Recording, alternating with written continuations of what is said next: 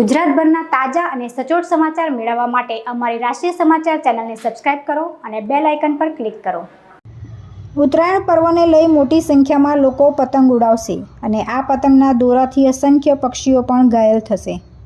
પક્ષીઓ ઘાયલ થતા હોવાના લીધે સુરત શહેરમાં 19 જેટલી સંસ્થાઓ દ્વારા પક્ષી બચાવવા માટે ઓપરેશન થિયેટરો શરૂ કર્યા છે। કરુણા અભિયાન અંતર્ગત શહેરમાં વિવિધ જગ્યાઓ પર સંસ્થાઓના 1000થી વધુ વોલેન્ટિયર કામે લાગશે। ઘાયલ અને ફસાયેલા પક્ષીઓને તાત્કાલિક સારવાર માટે લાવવામાં આવશે। ઘાયલ પશુ પક્ષીને લઈ સંસ્થાઓએ પોતાના હેલ્પલાઇન નંબર પણ જાહેર કર્યા છે, જેથી સરળતાથી પક્ષીઓને અલગ અલગ વિસ્તારમાંથી બચાવી શકાય। પ્રણામ, ધર્મેન્દ્ર પી સંઘવી, કરુણા ચંદ્ર અશોક સોમ સંસ્થા, સુરત।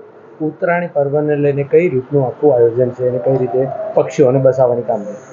ઉત્તરાયણ પર્વ હંમેશા બધા એક સંસ્કૃતિને લગતા હોય છે, જે વર્ષોથી ચાલતા આવ્યા છે, પણ પર્વનો અત્યારે તહેવારનો આપણે વ્યવહાર બદલાવી ચૂક્યા છે। એ પર્વનો એક તહેવારનો વ્યવહાર પહેલા એવો હતો કે એ બાને બધા બેસતા, એકબીજા સાથે તલ ગુળ ખાતા, એવી રીતે એક બધા વ્યવહાર હતા। અને હવે આપણે શું કર્યું છે, એની બદલે ટેરેસ પર જઈને માર્યો, કાપ્યો, અને એમાં હવે તો અત્યાર સુધી પશુ પક્ષી, હવે તો માનવી, આજે કેટલા પરિવાર એવા ઉજળ્યા છે જે આપણને ખબર છે, રોજ ન્યૂઝમાં જોઈએ છે।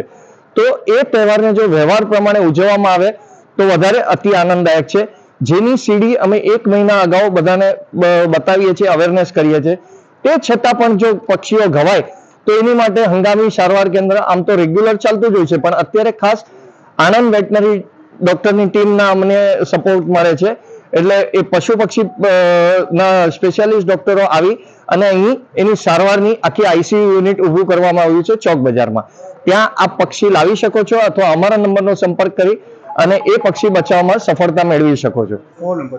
9825298063।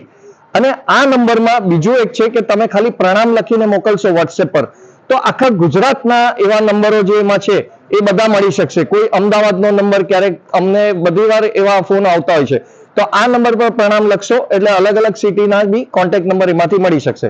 તેમજ આ વર્ષે અમે ઉત્તરાયણમાં એક 20 ફૂટની સ્ટિક, આમ તો 5 વર્ષથી કરીએ છીએ, આ વર્ષે બધી સંસ્થાઓને બી આપી છે કે કોઈ બી પક્ષીને એકલો યુવાન જઈને બચાવી શકે, કોઈ બી એકલો એક્ટિવા પર જઈને બી બચાવી શકે, એવી 20 ફૂટની કોમ્પેક્ટ સ્ટિક આપવામાં આવી છે, જેથી પક્ષીને હજી સરળતાપૂર્વક બચાવી શકાય।